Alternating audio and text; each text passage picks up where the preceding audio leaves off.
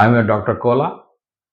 ఈరోజు సెషన్‌లో మనము పిల్లల్లో ఒక మంచి గుణం ఉంటది. ఏంటిదంటే ప్రతి విషయాన్ని గురించి అడుగుతూ ఉంటారు.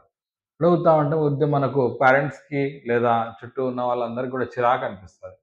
దీన్నే మనం ఏమంటామంటే చిన్నప్పటి నుంచి ప్రతి విద్యార్థికి ఒక జిజ్ఞాస తెలుసుకోవాలనే కుతూహలం ఉంటది. దీన్నే మనం ఏమంటామంటే ప్రశ్నించే తత్వం అంటాం. అయితే చాలా సార్లు ఏమవుతుందంటే వాడేదైనా ప్రశ్న అడగగానే మనం "నీకేం పని లేదా? ఊరుకో, అడగొద్దు" అని చెప్పి క్రమశిక్షణ అని చెప్పేసి మనం అడగనీయకుండా చేస్తూ ఉంటాం.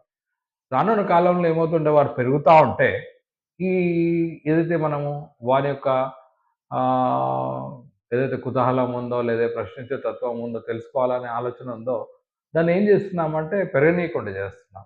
చేసేసరికి ఏమవుతుందంటే ఆటోమేటిక్‌గా ఇది కూడా వాని చదువుల్లో ఏమవుతుందంటే ఇబ్బందికరంగా పరిణమిస్తుంది. ఎందుకంటే ఏదైతే చెప్తారో అదే నేర్చుకుంటాడు. అంతేగాని ఇంకా కొత్త విషయాలు వాడంతట వాడే నేర్చుకోవడమా, లేదంటే వాడంతట వాడు శోధించడం అనేది చేయడం జరగదు.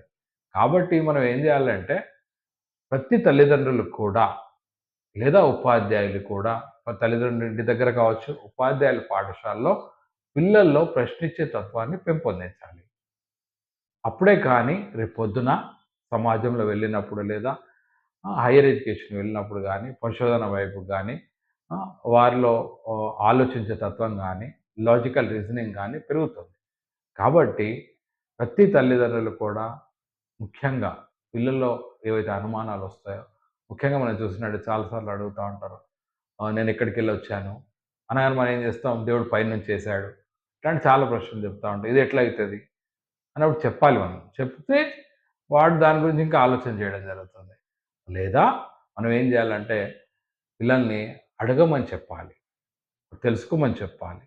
మరి మీ పిల్లల్లో రేపొద్దున మంచి ఆలోచన పరులు కావాలంటే వారిలో ప్రశ్నించే తత్వాన్ని మనం పెంపొందించాలి.